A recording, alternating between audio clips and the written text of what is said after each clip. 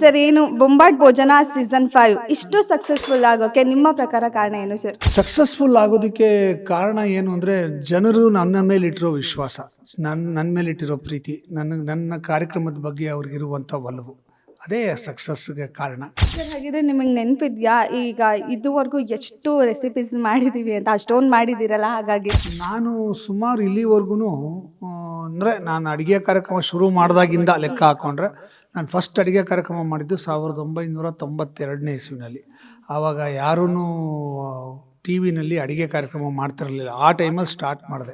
Sir ಇನ್ನೊಂದು ಇದರಲ್ಲಿ interesting ಏನಂದರೆ ಅಷ್ಟೂ ರೆಸಿಪಿಗಳಿಗೂ ನಿಮ್ಮದ ವಿಭಿನ್ನ ಶೈಲಿಯಲ್ಲಿ ಡಿಫ್ರೆಂಟಾಗಿ ಹೆಸರಿಡ್ತೀರಲ್ಲ ಸರ್, ಎಲ್ಲಿಂದ ಹುಡುಕ್ತೀರಿ ಸರ್ ಆ ಥರ ಹೆಸರು? ಅದು ಏನಂದರೆ ಹೆಸರು ಇಡೋ ಕಾರಣ ಏನು ಅಂದರೆ ಜನಕ್ಕೆ ಒಂದು ಕುತೂಹಲ ಹುಟ್ಟಿಸ್ಬೇಕು ಅಂತ. ಇವಾಗ ಸುಮ್ಮನೆ ನಾನು ಇವತ್ತು ಬೇಳೆ ಸಾರು ಮಾಡ್ತೀನಿ ಅಂದರೆ ಯಾರು ನೋಡ್ತಾರೆ, ಬೇಳೆ ಸಾರು ತಾನೆ ಯಾರು ನೋಡ್ತಾರೆ ಹೋಗಲ್ಲ ಅಂತಾರೆ.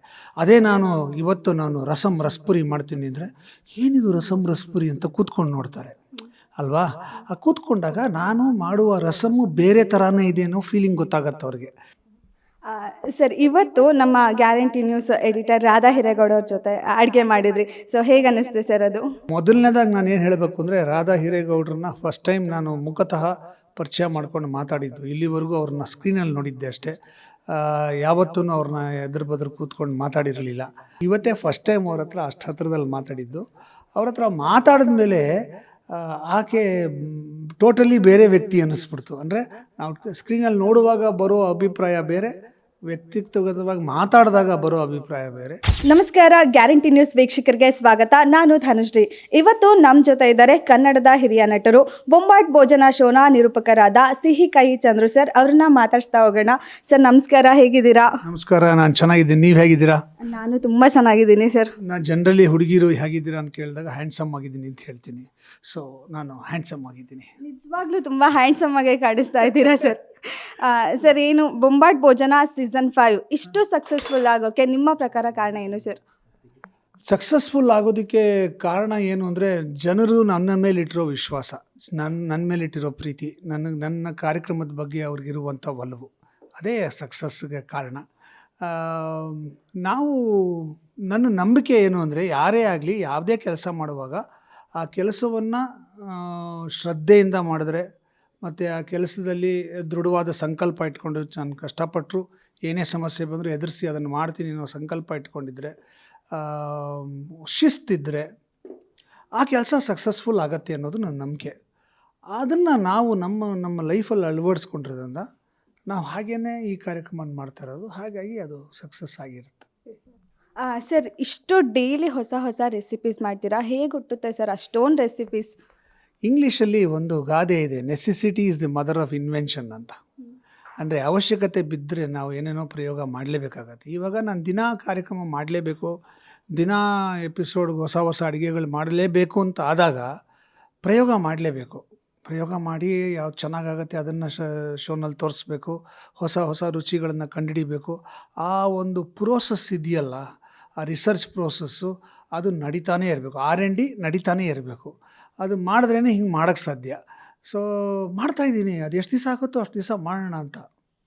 ಸರ್ ಹಾಗಿದ್ರೆ ನಿಮಗೆ ನೆನಪಿದ್ಯಾ ಈಗ ಇದುವರೆಗೂ ಎಷ್ಟು ರೆಸಿಪೀಸ್ ಮಾಡಿದ್ದೀವಿ ಅಂತ? ಅಷ್ಟೊಂದು ಮಾಡಿದ್ದೀರಲ್ಲ, ಹಾಗಾಗಿ ನಾನು ಸುಮಾರು ಇಲ್ಲಿವರೆಗೂ ಅಂದರೆ ನಾನು ಅಡುಗೆ ಕಾರ್ಯಕ್ರಮ ಶುರು ಮಾಡಿದಾಗಿಂದ ಲೆಕ್ಕ ಹಾಕ್ಕೊಂಡ್ರೆ ನಾನು ಫಸ್ಟ್ ಅಡುಗೆ ಕಾರ್ಯಕ್ರಮ ಮಾಡಿದ್ದು 1992ನೇ ಇಸ್ವಿನಲ್ಲಿ.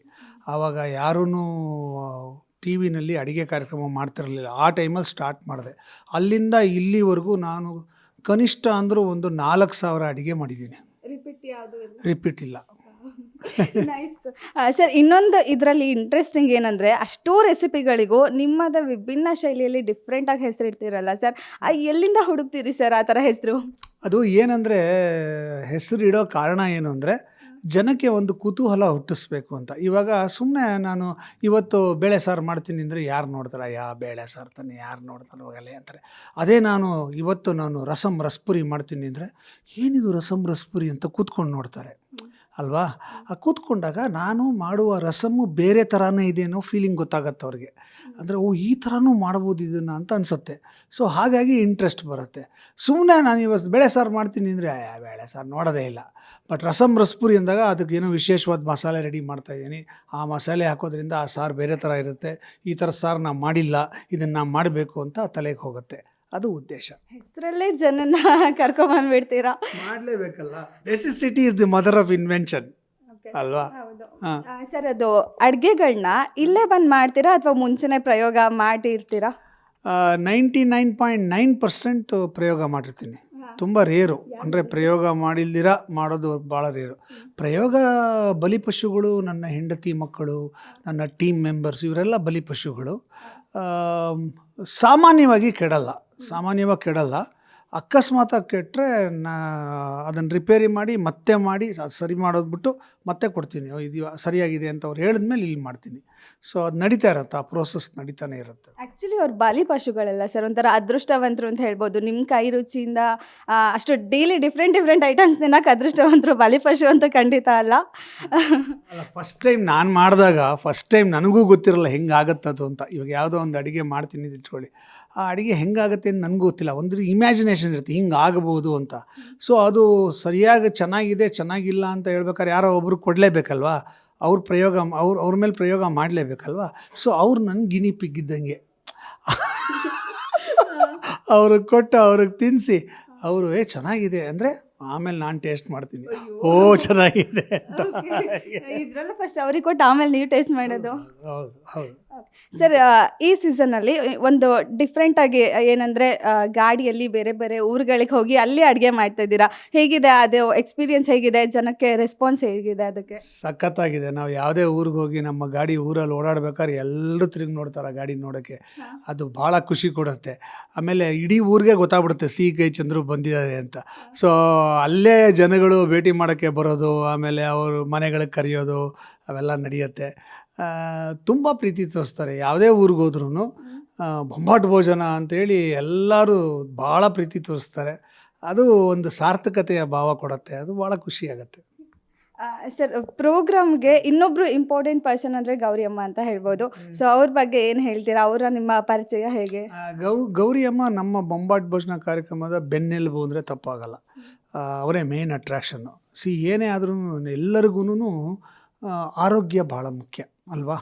ಸೊ ಆರೋಗ್ಯ ಕಾಪಾಡ್ಕೊಳ್ಬೇಕಾದ್ರೆ ಏನೇನು ಮಾಡ್ಕೊಳ್ಬೇಕು, ಯಾವ ರೀತಿ ಆಹಾರ ತಿಂದರೆ ನಮ್ಮ ಆರೋಗ್ಯ ಚೆನ್ನಾಗಿರುತ್ತೆ, ಯಾವ ಸಮಸ್ಯೆಗೆ ಏನು ತೊಗೋಬೇಕು, ಇವೆಲ್ಲವನ್ನು ಗೌರಿ ಅಮ್ಮ ಭಾಳ ಚೆನ್ನಾಗಿ ನಮಗೆ ತಿಳಿಸ್ಕೊಡ್ತಾರೆ. ಆಕೆ ಒಂದು ಜ್ಞಾನದ ಭಂಡಾರ. ಆಕೆ ನಾಲೆಜ್ ತುಂಬ ಇದೆ. ಅಂದರೆ ಅದು ಆಯುರ್ವೇದಕ್ಕೆ ಸಂಬಂಧಪಟ್ಟಿದ್ದಿರ್ಬೋದು, ಅಥವಾ ಜ್ಯೋತಿಷ್ಯಕ್ಕೆ ಸಂಬಂಧಪಟ್ಟಿದ್ದಿರ್ಬೋದು, ಅಥವಾ ಇದು ಆಚಾರ ವಿಚಾರಕ್ಕೆ ಸಂಬಂಧಪಟ್ಟಿದ್ದಿರ್ಬೋದು. ಅವೆಲ್ಲದರ ಒಂದು ಅದ್ಭುತವಾದಂಥ ಒಂದು ಜ್ಞಾನ ಇದೆ ಅವ್ರಿಗೆ. ಸೊ ಹಾಗಾಗಿ ನಮಗೆಲ್ರಿಗೂ ಅವರೊಂಥರ ಗುರುಗಳಿದ್ದಂಗೆ. ಸೊ ಅವರು ನಮಗೆ ಅವ್ರ ಮಾತು ಕೇಳೋಕ್ಕೆ ಒಂದು ಖುಷಿ. ಅವರು ಹೇಳುವ ಬೇಕಾದಷ್ಟು ಮನೆ ಮದ್ದುಗಳನ್ನು ಪ್ರಯೋಗ ಮಾಡಿದ್ದೀವಿ. ಎಲ್ಲವೂ ಕೂಡ ವರ್ಕ್ ಆಗುತ್ತೆ. ತುಂಬ ಖುಷಿಯಾಗತ್ತದು.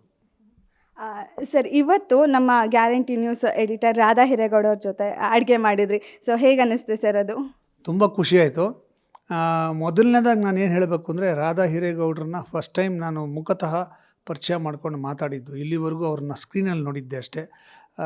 ಯಾವತ್ತೂ ಅವ್ರನ್ನ ಎದುರು ಬದ್ರು ಕೂತ್ಕೊಂಡು ಮಾತಾಡಿರಲಿಲ್ಲ. ಎರಡು ಕಾರಣ. ಒಂದು, ಆ ಥರದ ಅವಕಾಶ ಸಿಕ್ಕಿಲ್ಲ. ಸಿಕ್ಕಿದಾಗ ಅವರು ಅಲ್ಲೆಲ್ಲೋ ಇರೋರು, ನಾನು ಇಲ್ಲೆಲ್ಲೋ ಇರುವೆ. ಮತ್ತು ಅವ್ರು ಕಂಡ್ರೆ ಒಂದು ಸಣ್ಣ ಭಯ ನನಗೆ. ಒಂದು ಸಣ್ಣ ಭಯ. ಅವ್ರು ಸ್ವಲ್ಪ ಡೇರಿಂಗ್ ಲೇಡಿ ಅವರು ಅಲ್ವಾ. ಸೊ ಆ ಡೇರಿಂಗ್ ಲೇಡಿ ಇರೋದ್ರಿಂದ ಸ್ವಲ್ಪ ದೂರ ಇದ್ದರೆ ಬೆಟರ್, ಯಾಕೆ ಬೇಕು ನಮಗೆ ಅಂತ ಒಂದು ಸ್ವಲ್ಪ ದೂರ ಇದ್ದೇ ಅಭ್ಯಾಸ. ಇವತ್ತೇ ಫಸ್ಟ್ ಟೈಮ್ ಅವ್ರ ಹತ್ರ ಅಷ್ಟು ಹತ್ರದಲ್ಲಿ ಮಾತಾಡಿದ್ದು. ಅವ್ರ ಹತ್ರ ಮಾತಾಡಿದ ಮೇಲೆ ಆಕೆ ಟೋಟಲಿ ಬೇರೆ ವ್ಯಕ್ತಿ ಅನ್ನಿಸ್ಬಿಡ್ತು. ಅಂದರೆ ನಾವು ಸ್ಕ್ರೀನಲ್ಲಿ ನೋಡುವಾಗ ಬರೋ ಅಭಿಪ್ರಾಯ ಬೇರೆ, ವ್ಯಕ್ತಿಗತವಾಗಿ ಮಾತಾಡಿದಾಗ ಬರೋ ಅಭಿಪ್ರಾಯ ಬೇರೆ. Very warm, very friendly and very jovial and very down to earth. ನನಗದು ಭಾಳ ಖುಷಿಯಾಯಿತು. ಸೊ ಹೊಸ ಪರಿಚಯ, ಹೊಸ ಗೆಳೆತನ ಸ್ಟಾರ್ಟ್ ಆಗಿದೆ. ಅದು ಹೀಗೆ ಕಂಟಿನ್ಯೂ ಆಗುತ್ತೆ ಅಂತ ನನಗನ್ಸುತ್ತೆ. ಗ್ಯಾರಂಟಿ ನ್ಯೂಸ್, ಸುದ್ದಿ ಖಚಿತ, ನ್ಯಾಯ ನಿಶ್ಚಿತ.